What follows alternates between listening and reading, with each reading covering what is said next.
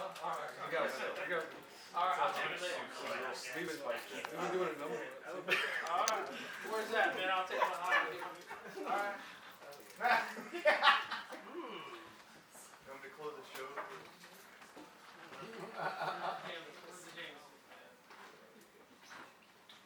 Alright, I'm right all over the world, but I'm nervous as hell.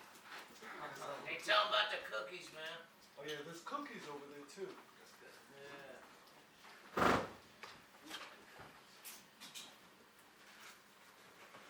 I'm gonna read a bunch of different things because I'm covering 25 years of work. My selected poems just came out this year from Bow Editions in Rochester. All right. And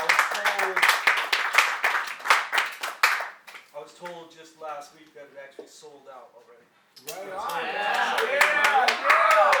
Sold out. Oh, yeah. I'm gonna start with a poem called "The Blues is a Verb" and disappeared in Best American Poetry. This is about my old neighborhood in East Cleveland.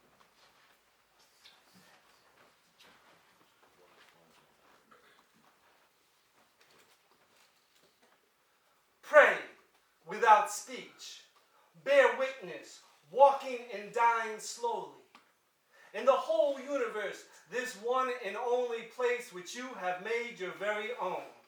An instant of provocation without the proper greeting. And down 6th Street, car alarms, ululating. A fifth is your morning medicine. A silhouette in chalk on the sidewalk watches the children run. Down and up 2nd Avenue, a red Monte Carlo slows in an old sharkskin suit, the air like furious birds. Someone leans against a brick wall sharing a cigarette, blue-black under the fire escape. Mrs. Janowski's boy nods into his own hands. The poor are many, and so the women come and go, bruises on their eyes like fake sapphires. Men who never not hear the noise in their heads. But not knowing the dead roaming the streets like feral cats, you hurl yourself into the oncoming traffic of their eyes. Somewhere a search has been called off. Whitecaps cover your mouth as you struggle not to drown. You stick your fucking finger in the socket. You cannot holler. All the street assassins know you can break a man's neck in a second flat. They grin at their electronic palms. They enter and exit through broken arteries. A razor left by the mirror. The ghost lines of cocaine and tar along the boulevard beneath the diseased elms. Someone wishes a lottery ticket with a nickel.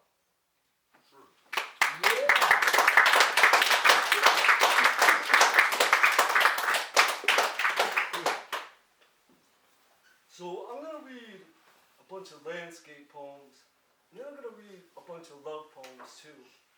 One of the things I've been thinking about, especially this year's my Selected comes out, and I look at the body of my work, is that I start to realize that one of the things that makes us better artists is when we do the work to become better people. When we invest the time and energy to treat the people who are our friends and who we care about, and our family and our children, and to love them better. Amen. I've noticed we actually become better artists. And then the poems themselves help to make us better people. And there's a reciprocation like that. And one of the things I love about places like Poets Hall is that we do that work collectively for one another. When we get up here on the microphone and we share those things. Like every time I leave here, I feel like I've become a slightly better person by hearing the heartbreaks and griefs and joys of everyone reciting their poems. This is a poem about my old neighborhood off Lodi Ave in Syracuse, where I lived for 10 years. And the poem was actually written in a complicated 13th century form called a canzone, which has 12-line stanzas and ends with what's called a 5-line envoy. And then it has 5 words which repeat on every line. So it's very complicated. So when I saw this form, I thought, well, what if I took this and I made it contemporary? And I said, well, what can I get away with? So these are the words I took. My words, you're going to hear these repeat all over. Bodega, booty, I, hood or neighborhood, and walk. All right, so these are going to end every line in the poem.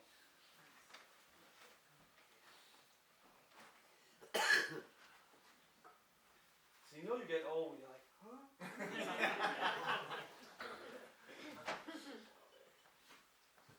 Ain't no saxophone solo found in bodega. Salsa con ritmo too, bro, is another matter. Booty too.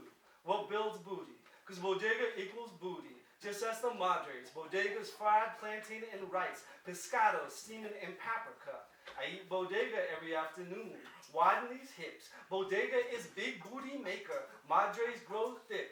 Little kids believe in bodega for licks. Goya coconut twists.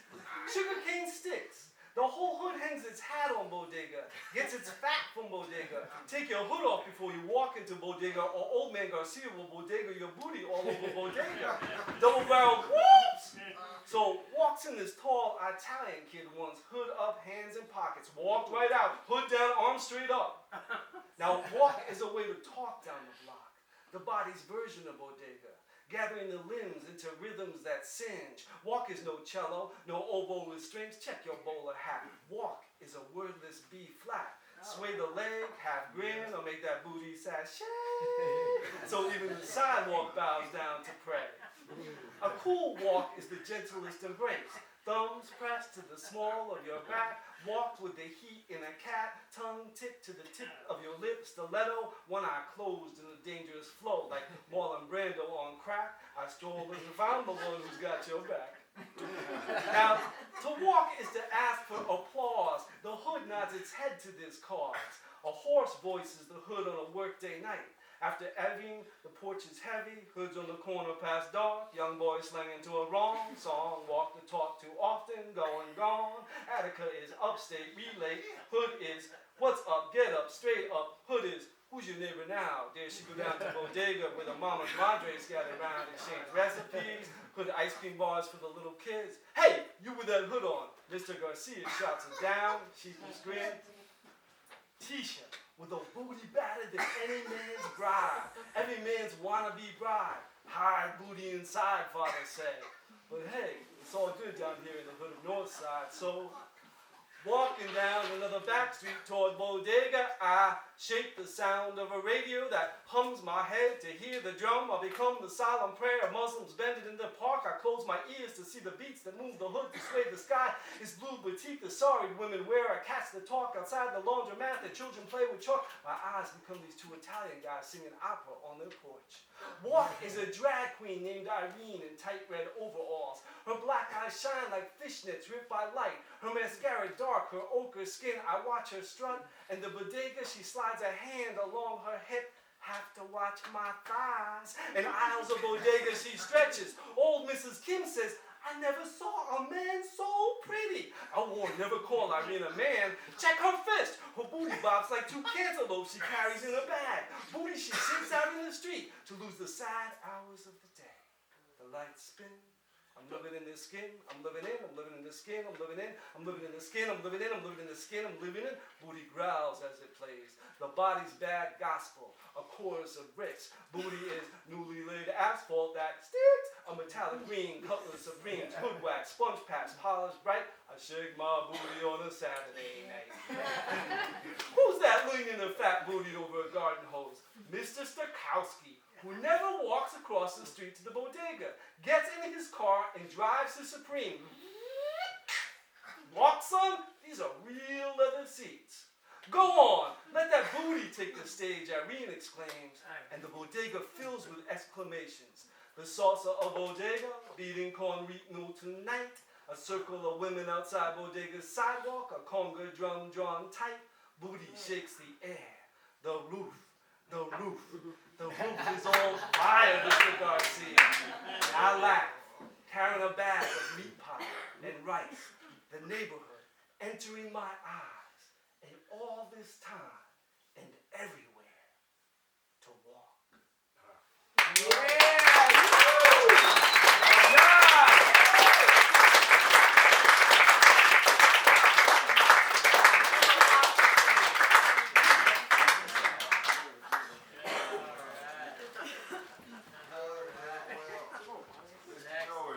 Okay, love poem number one. I like to rate my love poems.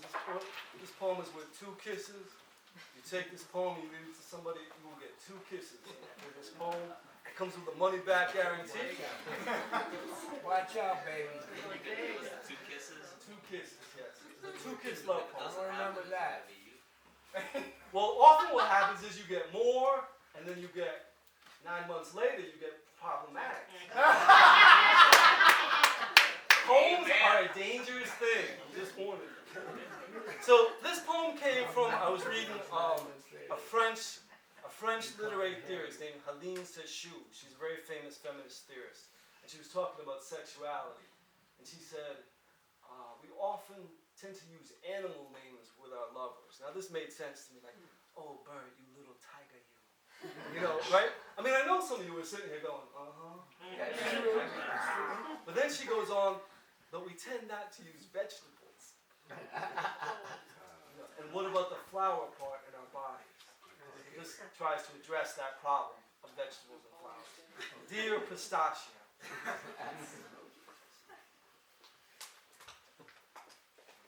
My dear, impertinent pistachio.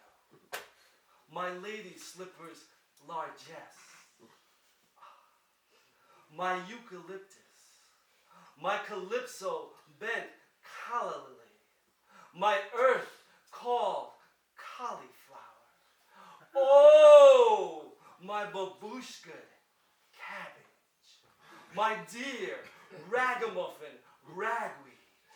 My heliotropical sunflower. My honey locust. My vituperative violet. My delicately cloaked artichoke. Oh, baby, my lima bean. Lie down, my shady lady fern, my bluebell, my willow, my rapturous rain washed radish. Oh, that's fucked up. Yeah.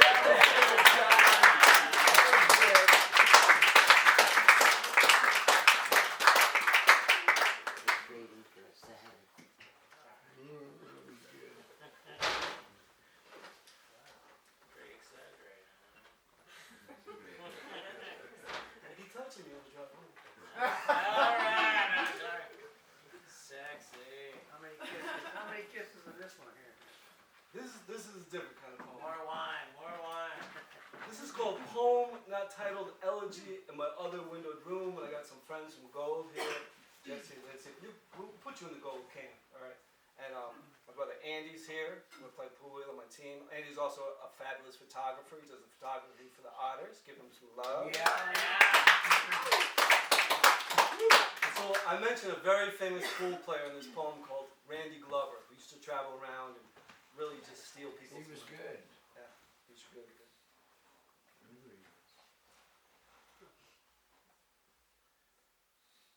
I once wrote a poem called Elegy in My Other Windowed Room, which was an utter failure. I couldn't find the language for what I was feeling. Long ago in a one-room apartment, high on Valium and weed, and my neighbors upstairs arguing again, and the radio playing this strange song by Radiohead that sounds as if whales were singing, or a song that whales would write if they had hands to hold instruments, or the song my daughter's doll might hum if she had a voice, though she has a narrator at least, as my daughter whispers, "Baby, take nap," or "Baby sleeping," or "Baby won't sit," and drags her baby, one arm limping like a wounded bird doll across the floor.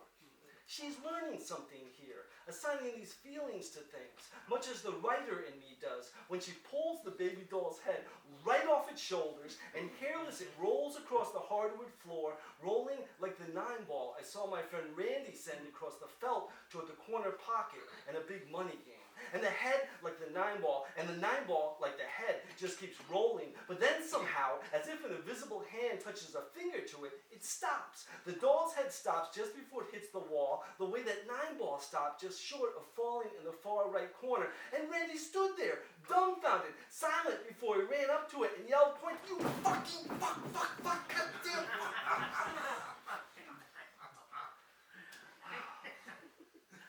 And this is the point of the poem.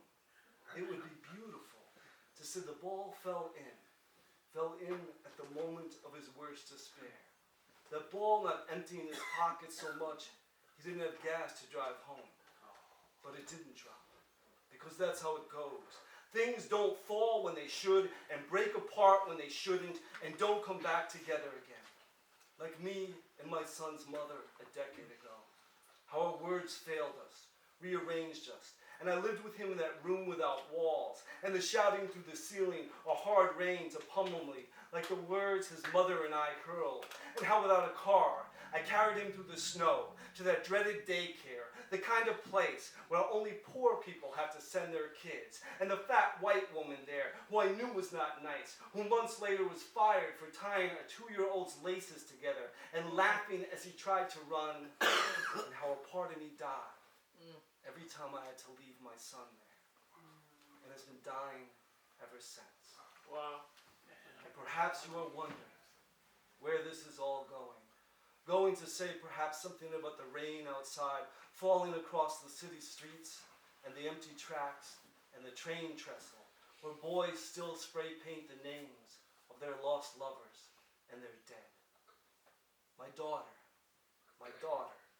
is now talking to her baby doll's decapitated head, cooing to it as if it will speak.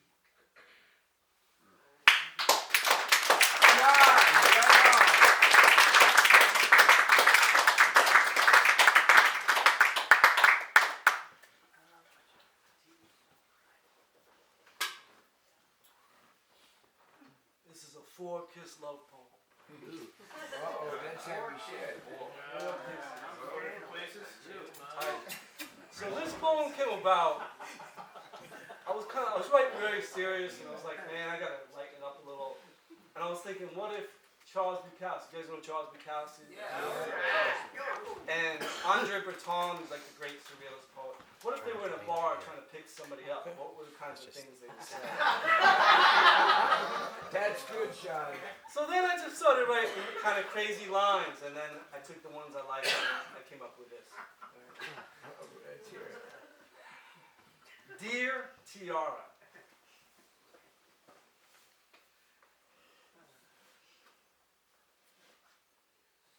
I always want to start this poem and go, hey. I dreamed I was a mannequin in the pawn shop window of your conjectures.